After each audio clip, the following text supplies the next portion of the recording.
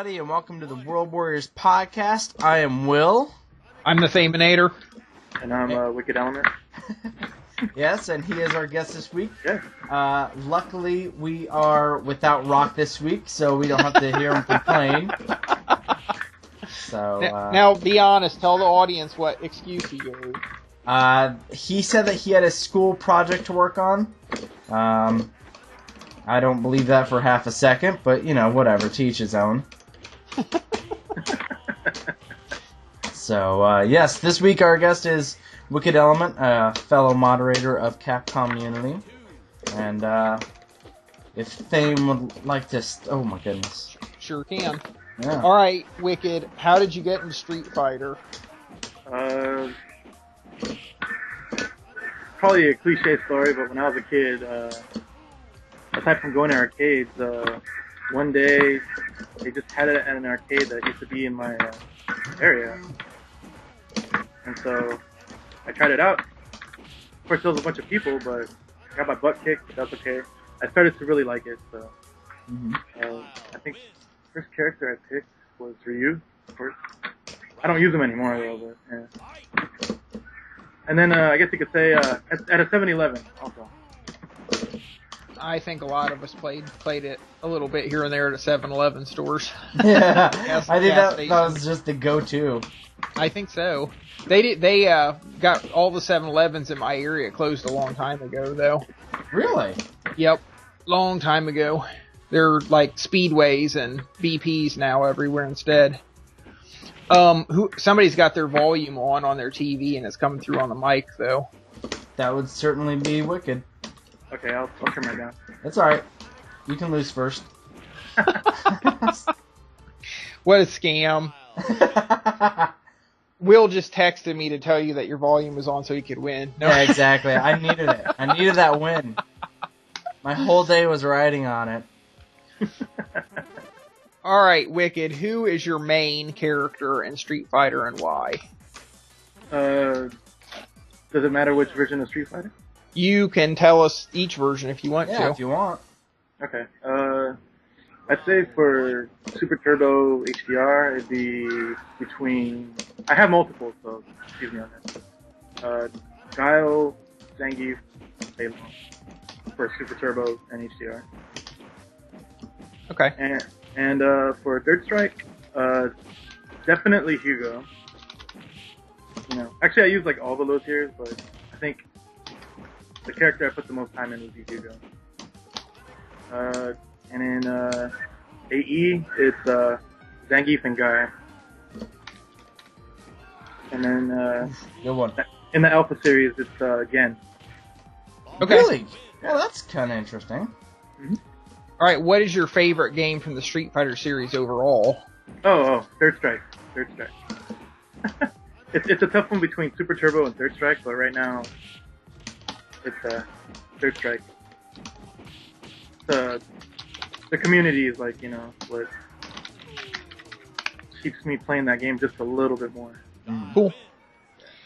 Alright, if you could create a Street Fighter versus game, who would the World Warriors face off against in it? Yeah.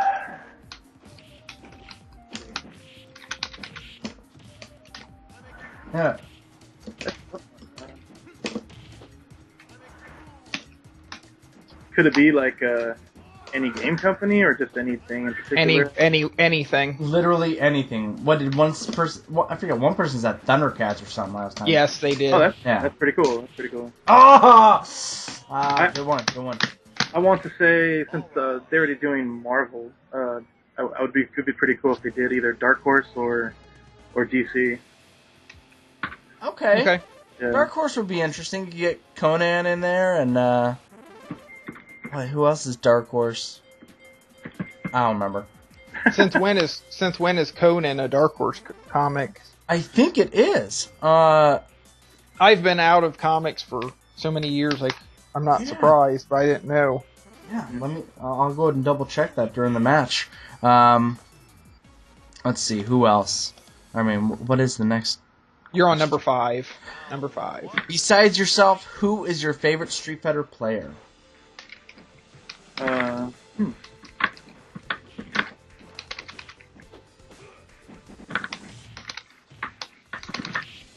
Uh, I'd say Kyle from he's a Third Strike player. Mm-hmm. Yeah, he's pretty famous for his judo. I learned a lot from watching those videos. Yeah. Yeah, Conan the Cimmerian is Dark Horse. Okay.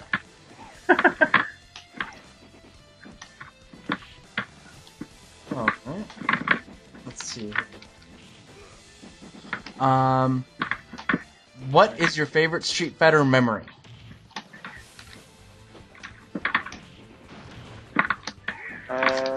Besides beating down Thane. Hey, he won this round.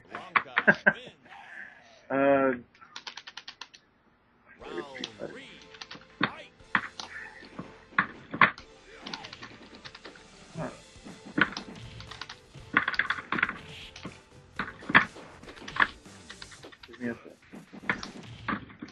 It's fine. I'm looking up other characters from Dark Horse. And well, I was familiar with Star Wars and Mm-hmm.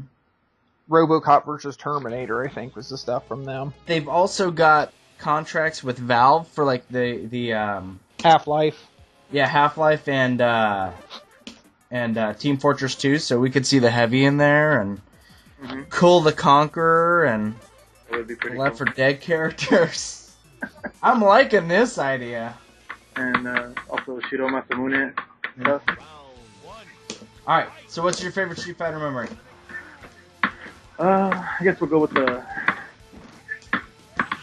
Going back to the 7-Eleven thing. I used to go with my cousin to the 7-Eleven a lot and play Street Fighter. So, let's see. I think favorite memory was once I figured out how to use those throws and be kind of cheap with them as a kid. Oh man.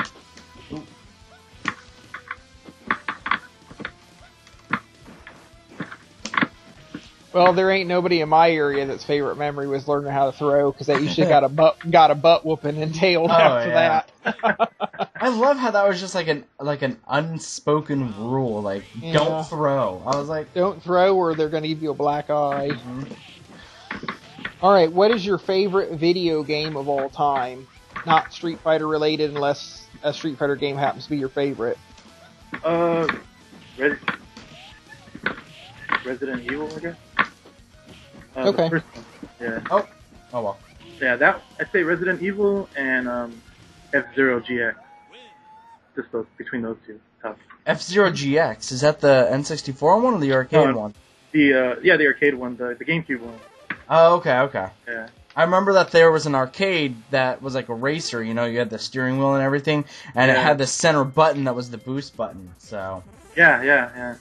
That's the same game, but that was the AX version, not the GX version. But, yeah, I remember Arcade Infinity actually had that tab for a little while. Oh, did it? Yeah. Yeah, if I'm not mistaken, it had the Initial D card system where you could build your own car, and then... Yeah, that's pretty crazy. I love that system. Alright. Who would win in a fight? Gil from Third Strike or Seth Killian's beard? Nice. Seth Killian's beard. Alright. Yeah, definitely. So, there was a guy, Drumboss82, who asked me what Seth Killian's beard was all about. And for those who don't know, there's a cult for Seth Killian's beard that just people love. They're just so fascinated with his beard, and it's hard to describe. Like, it's just some people consider it the greatest thing on earth. Nice. Oh, nice. Yeah. All right. If you had to watch either Street Fighter the movie with Van Damme or Legend of Chun-Li, which would you choose? I actually enjoy the Van Damme movie. So I'd choose that one. I actually saw the Legend of Chun-Li. Me and a bunch of my arcade friends went to the private screening of it. Mm-hmm. No, it was fun though. It was fun. It was different, but it was fun. So by the time, because it's Wednesday now, and last week's podcast goes up on Friday, I still haven't emailed the director. For those who have watched last week, realize that the total hit number 10, and so I have to email the director that 10 out of 10 people agree your movie sucks. I'm telling you, you're going to have to make a website like the website dedicated to hating Joel Schumacher for Batman and Robin. I read an interview about him today, and he said that Val Kilmer is the best Batman of all time. Well, he can say that if he wants to, but that just proves he's on drugs. Yeah. Bat nipples, everyone. Did he say George Clooney was the worst Batman of all time? He didn't say that, but I think it's pretty much assumed. In my opinion, Michael Keaton was decent. I thought, yeah.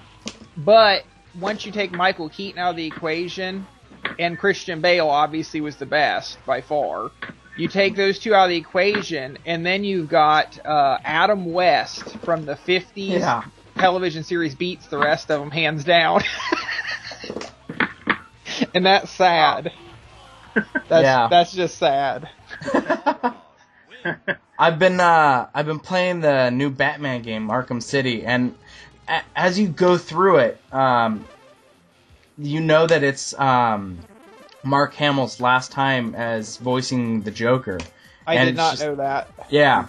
And Why? so it's just kind of he's just retiring it. He's done. So it's so sad to hear it because he does such an amazing voice.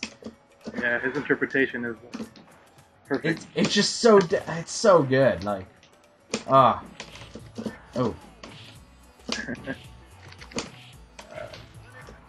Yeah, didn't he say that about Arkham Asylum? I'm not sure. If he did, I didn't hear it. Maybe I just read it. Yeah, it's why this one caused such a big stir. It's like, this is the last time you're going to hear the best Joker of all time, you know? Yeah.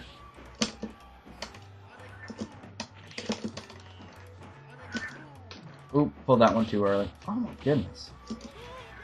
Oh, that was a pretty super. That was pretty good. That's the old school. Oh! You're lucky. You should have gotten a super right there. Yeah. I wish I had an EX. Also in Arkham City, I think. Nice! Nice. Oh. There you go. Tara Strong does the voice of Harley Quinn instead of the original voice actress. Mm-hmm. So, all right, the last question. Okay. What advice do you have for all the other Street Fighters out there? Okay.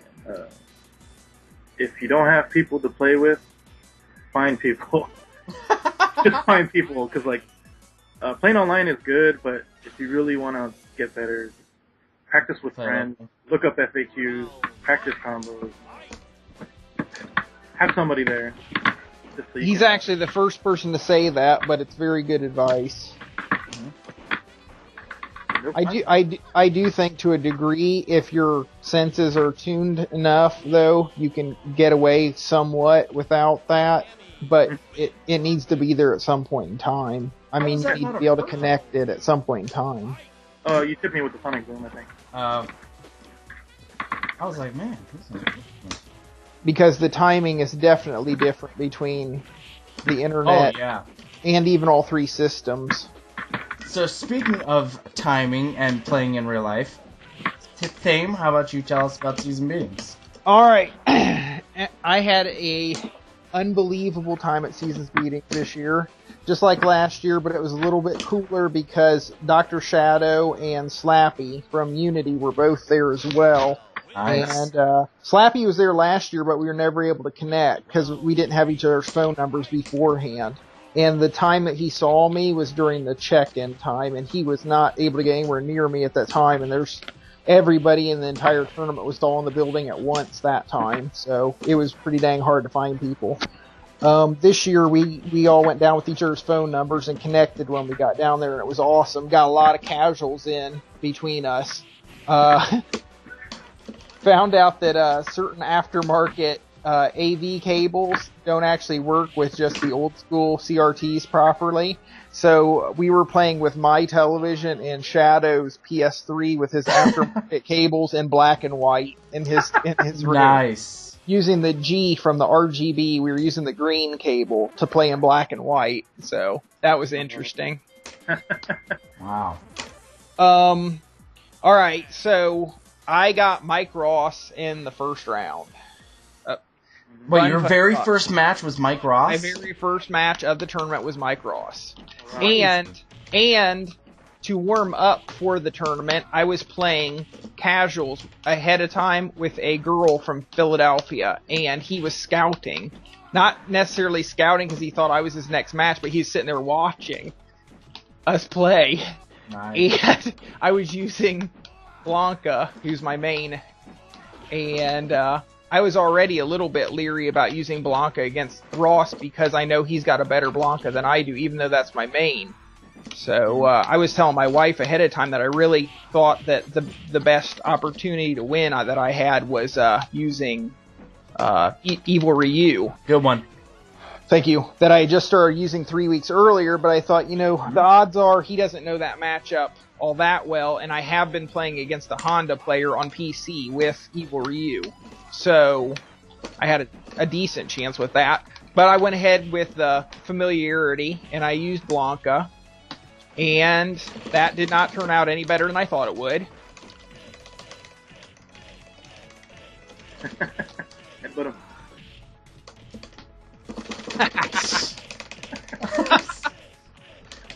That's all the opening is going to be, is you and me going back and forth. So, he beat the crap out of my Blanca in the first match, and then the second match, I took the first round with Evil Ryu in big comeback style, because he had me down about 8% of my health before I did any legitimate damage on him. Like, he probably had 60% of his health at the time, so it was pretty wild. And then I made some mistakes, missed some combos, and it cost me big. And then he did a psychic sumo headbutt against my... I was seriously doing that too. You can hear the motion of me going back and forth. I could.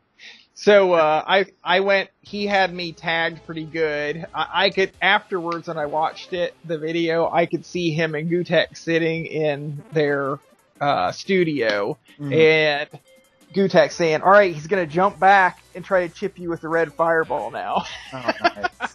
So right when I land to throw the red fireball, he immediately throws the ultra. Oh, fantastic. Yeah. And that's how my match with Mike Ross ended. Okay. So then the stupidity ensued. After that, I was not nervous at all. I mean, I played more than a few pros online, and it's, I know that's different, but they're used to the same things that I am to a degree, so I wasn't nervous at all. I just was down to business. Yeah. But I did not eat anything yet. And the day that match was at 12:30, my second match got around to about 1:45. I still had not eaten anything all day at that point. And I think my blood sugar was low enough. I am not a diabetic or anything, but my blood sugar was low enough that my hands were actually shaking during my second fight. Wow. And I played, no offense to you if you're listening, but the guy was not a very good Ryu player. And he used Evil Ryu, and I could beat him on the worst day of my life normally. But my hands were literally shaking, and I missed one move after another in that fight, and I still won a match with him. While playing like crap, because he was a Ryu and Evil Ryu player that I happen to know those characters too, so. But if you watch the video, you see repeatedly where I'm doing up balls or EX up balls, and instead it's just doing neutral jump or back jump short kicks. So, I mean, my execution was... Here we go again. Mash time. Yeah. So, I met quite a few people there at the tournament. I met Dr. Shadow and Slappy in real life for the first time. I met a female Vega player from Philly named Katie. I met Liston of Super Street Fighter 4 Fail fame. The Sagat player from the Sagat versus Crimson Viper, where the people were pulled away from the match by their friends celebrating when the fight wasn't over. Oh, yeah. And he, despite what the rumors to the contrary all over the internet, did not retire from Street Fighter after that happened. And he told me he would retire when he could no longer hold a joystick, and not before. Nice. And he enters tournaments under the name Prince of India. And I did not ask him if he entered under that name back then, too. I just know that the majority of people in New York City know him as Liston, not by his name he enters tournaments by. So Does he still play as Sagat? Yes, he does. Oh, I would just think he would play as Dalzim, you know? Oh, and he's happy with the way Sagat plays now, and he's happy with the buffs. He thinks that maybe a couple things could be done here or there, but he's overall pretty happy about it. Nice. As opposed to what they did to him between Vanilla and Super. Yeah. So, I talked to him more than anybody else at the tournament, probably about 45 minutes. Oh, wow. During the Marvel vs. Capcom 3 Top 16. Oh, wow. And he was a really awesome guy that I just had a ton in common with him. That's cool. As far as how we grew up with the fighting game community and everything. And I guess he's still top 10 in Marvel vs. Capcom 3 in New York City. Oh, wow, not bad. So, I think I'm probably bottom of three. He's not a fan of Marvel vs. Capcom 3 per se. He feels like the way everybody else does, that we were paid to beta test it for Capcom. Yeah, I mean, really, like 8 months later or whatever. Yeah. Anyways. Well, I think the main thing is all the stuff that people thought needed to be in it for it to be an alpha version of a game was not in it originally, and now it is. Yeah. Yeah. Over time, though, like every game, if it becomes popular, it gets revived. You know? Yep. Yeah. I also got to meet Mike Ross, obviously, since we played the first round, and he was a really cool guy. Yeah. I got a couple other things that happened. Hori had a prototype fight stick at their stand their table at Seasons Beatings. It had a Hori made stick and buttons that were clear, so that they're good for LED modding right out of the gate. Now they're not Sanwa, they're actually made by Hori. That was in his prototype stick, and the stick in it was the smoothest, most natural feeling Japanese style joystick that I have ever used in my life. And it felt better than a JLF to me, immediately after first. And they told me that if there's not enough demand from people that see it at trade shows and these fighting game tournaments that it's shown at, that it might never even be produced, which would be a crying shame, because this thing was unbelievable. Just like the Street Fighter Guile shirt.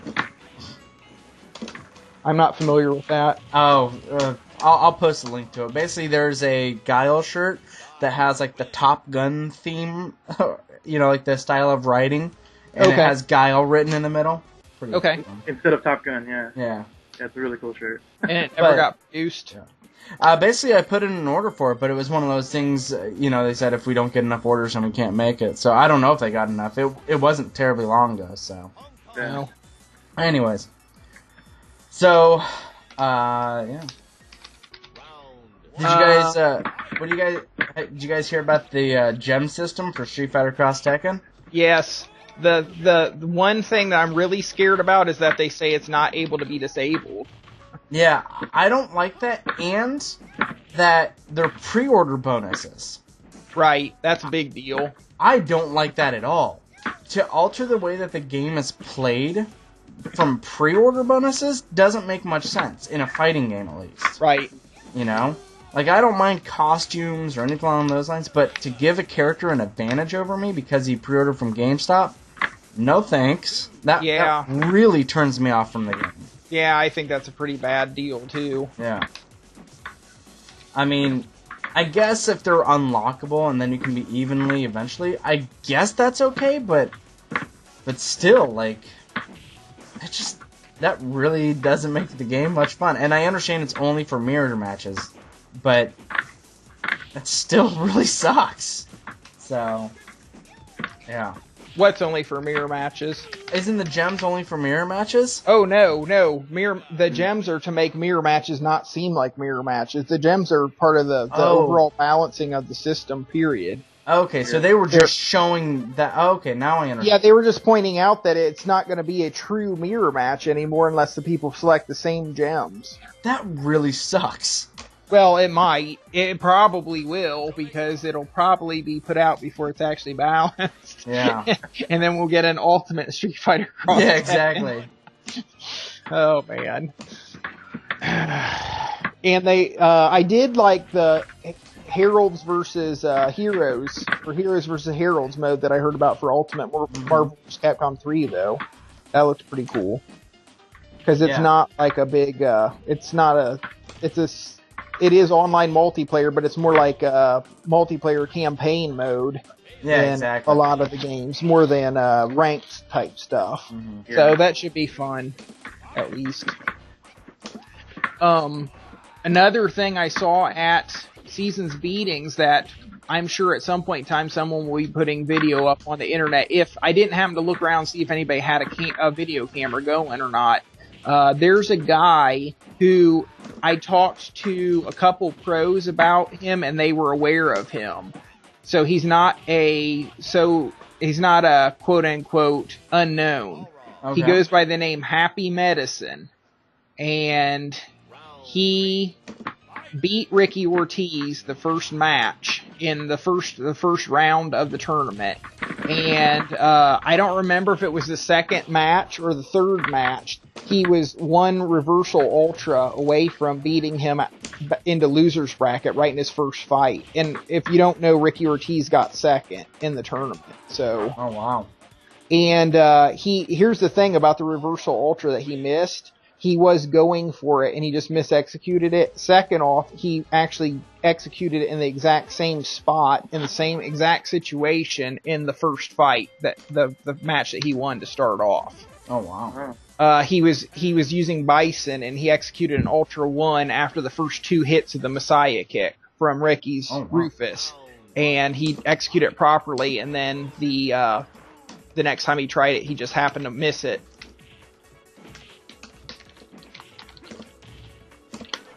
Crazy. So that was pretty wild to see. Whether he's unknown or not, I didn't know who he was, so that was to see him standing right next to where I was about to play and almost beating one of the best players in the U.S. was pretty wild. Now, Daigo didn't make it, did he? That is correct. Okay. Because he had that other tournament, right? In Kuwait. Yeah. And I actually didn't talk to any of the actual true Japanese players, like from Japan, while I was there this year. I did speak to Air a little bit, who's Canadian, for anybody that doesn't know. Dang Canucks. Yeah. Blame Canada. Ryu player, correct? Yes.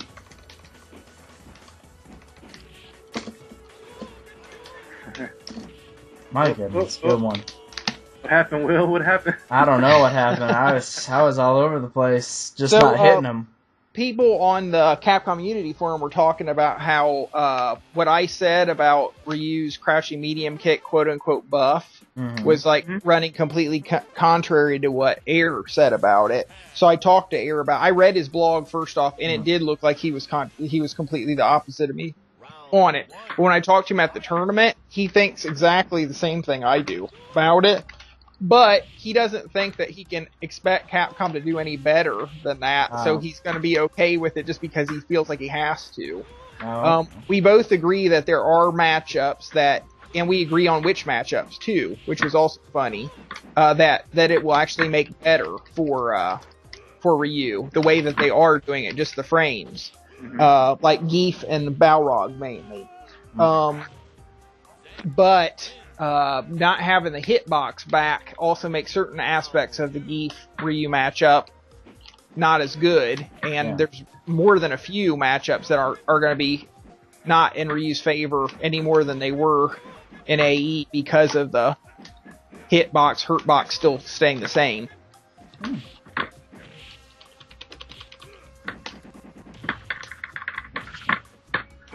I am getting really beat up because of not remembering that Nice. you don't have necessary invincibility on reversals in this game.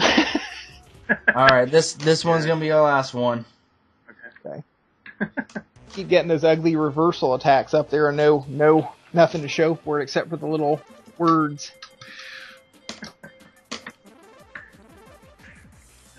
There we go. So, Will Liston said that he was also interested in possibly being on our podcast as well as Mike Ross. So Awesome. Well, I got 2 well-known players that are willing to come on our podcast in the future. Now, although Liston says he doesn't have a computer with Skype near to his system that he can do it, he's going to have to go over to Saban's house and do it. that's fine. We'll get Saban on too. Oh my goodness. I was too busy making jokes. I couldn't do it. Why were you saying that was a joke? Because you made it sound so awkward. You're like, I was like, okay. Well, that's because I'm not a fan of Saban. I was about to say, it sounds like somebody's got some bad blood to Saban. Yeah, so. yeah. Anybody that knows anything about my feelings about any of the pro players know that he's not exactly my favorite pro player. Would you stop that? Oh. Although I could be completely wrong about the guy if he's friends with Liston, because Liston seemed like such a cool guy. If he's friends with him, he might be just fine. To me, he just seemed like a really big-time punk last year at Season's Beatings with the crap he was doing on the mic. But you know how that is. People get in the moment sometimes. Yeah. Rock.